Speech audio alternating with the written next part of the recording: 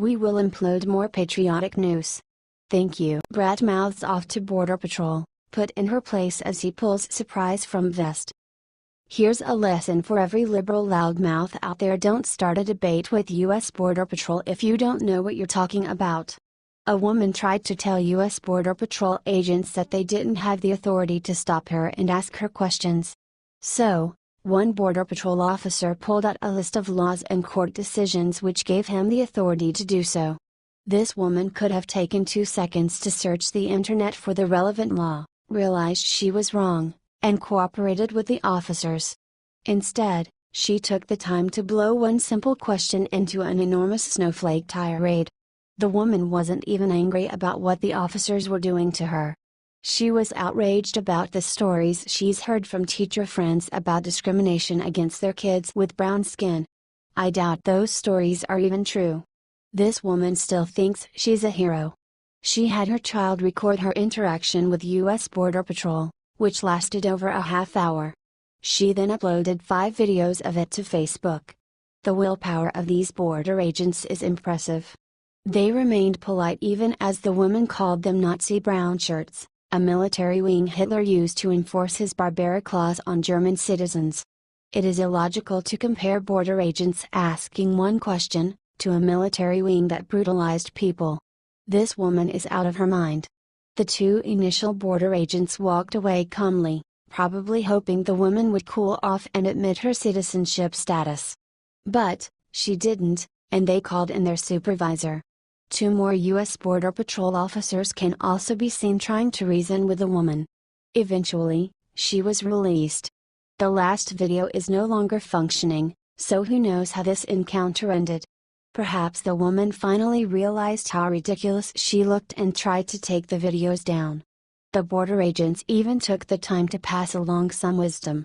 One agent made the point that you don't argue with the Walmart stocker about the price of paper towels, you talk to the manager and those higher up on the chain.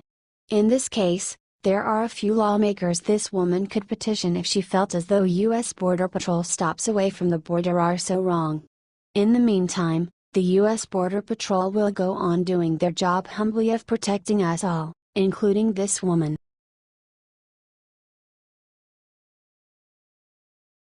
Just in California officially begins secession process, what's your response? California is one of the most dysfunctional places to live in America. Their residents have now decided that they don't even want to be part of the United States anymore. According to the Sacramento Bee, California is currently putting a ballot measure through that would help allow them to secede from the Union. They need 585,000 signatures to get it considered, and they are working hard to achieve that goal. There is something seriously wrong with Californians. The Golden State is working on this move for no apparent reason. We know that they hate President Trump with a fiery passion, and they don't even have sensible reasons for hating him so much. If we had to guess, we would say it would have to do with their leftist representation, such as Reps. Nancy Pelosi and Maxine Waters. These 2 people alone preach pure hatred. We find it odd that Waters can be so upset when she is a millionaire and living in a $4 million home. Despite being rich beyond the average person's wildest dreams, Waters still believes that she is a poor, oppressed black woman. It is unbelievable how hard she pushes the victim complex. The left has this mentality that they are morally superior to everyone, and if you disagree with them, you are probably a racist, bigot, or a white male. We cannot wrap our minds around their thought process. Our nation used to have civil debates where people discussed ideas. We were free thinkers, and people tried to understand other people's thoughts, even if they didn't agree with them. Now, California is having none of that, and the people there are seeking the ultimate safe space, their own country. How intolerant do you have to be to want to be your own independent country because other people don't think the way you do? There is no pleasing the left. They don't want to work together in unison, they want full superiority. If they don't have complete control, they accuse and blame people, branding them with hateful labels. It's pathetic. Let's not forget, the people in California love trampling on our freedom of speech. Remember at UCLA Berkeley when Milo Yiannopoulos was prevented from speaking due to rioters? They did the same thing to Ann Coulter, Gavin McInnes, and they are trying to stop Ben Shapiro from speaking on September 14, 2017. The close-minded people in California are going to pay for their reckless behavior. There is going to come a time when they are overrun by illegal immigrants, broke, and clueless on what to do next. It is going to be one of those brilliant, "we told you so" moments. Even after all of that happens, they are still not going to listen. What do you think about this? Comment below.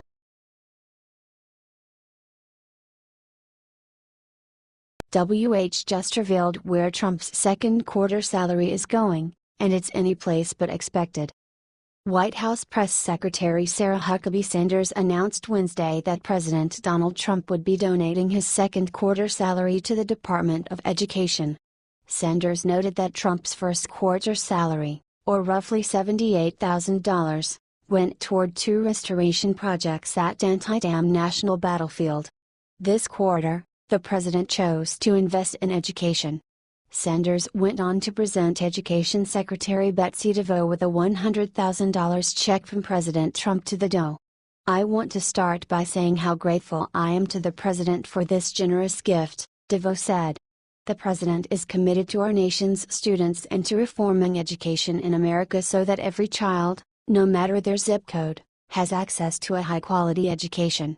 During his presidential campaign, Trump promised not to take any of his taxpayer-funded salary while in the White House. What do you think about this? Comment below.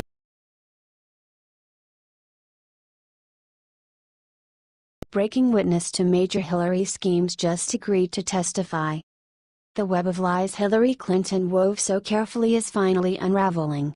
Thanks to the focus President Trump has put on the Clintons' wrongdoings, the Senate is investigating the criminal relationship between Clinton and the anti-American firm, Fusion GPS. This is the company that put out the fake Trump dossier.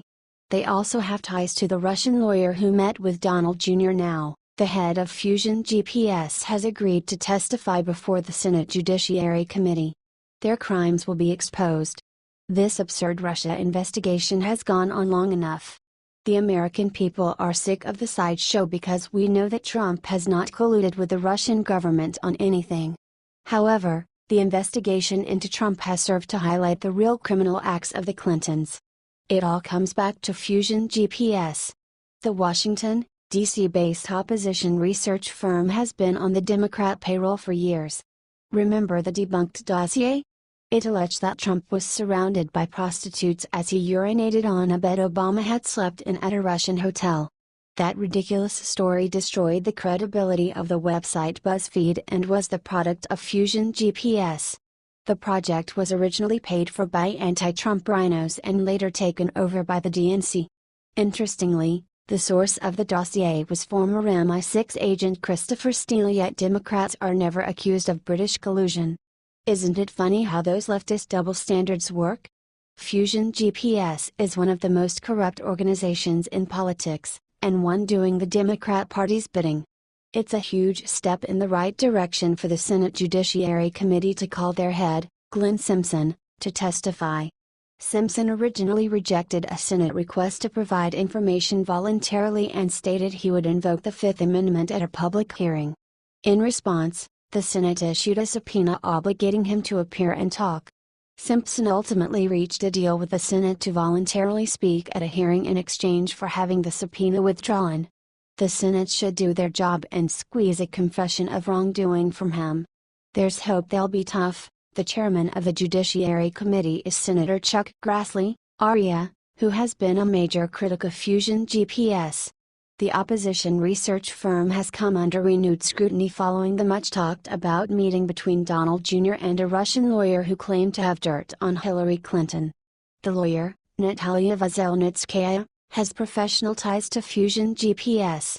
As Attorney General, Loretta Lynch used this professional connection to allow Veselnitskaya into the U.S. without a visa. All signs point to a set-up plot between Clinton, Veselnitskaya, and Fusion GPS to frame the Trump team. Even back then, they had this Russian collusion narrative in the works to delegitimize Trump. The charade is over. The tables are turned. We're getting to the bottom of this detestable plot to hurt our president. Hillary Clinton and her cohorts in Washington are going down. It's high time to put her behind bars. Lock her up.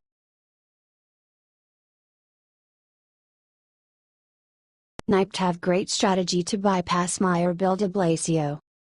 These past years, the liberals of America have criticized all police officers based on the actions and mistakes of few. Only in New York City, the police are denigrated by their own government. Mayor Bill de Blasio treated the police department with no respect, and now the NYPD will no longer tolerate that. The Patrolmen's Benevolent Association aiming many city council races hoping that they will shift 51 members away from its leftist tendencies. They are going to endorse many nominees for city council. We need to have a city council that will speak up, defend New York City police officers, and dig into the issues so that they understand them, Patrick Lynch, president of the PBA, stated. We also need them to stand up to the de Blasio administration and speak up on behalf of police officers as allies, Lynch continued. There is no way of knowing if this campaign will be successful, but it demonstrates how determined the PBA is. We've changed the city, we're keeping the city in good shape, and then we don't get the support that we need, Lynch stated. De Blasio is running for re-election and it's expected to win because there isn't a stronger opponent against him in the race. The PBA has a strong political influence in New York City, so there is a hope that it can help in these city council races and will reduce the power of de Blasio in his attacks against the police. Please share this post on Facebook if you support PBA. What is your opinion on this? Scroll down to comment below.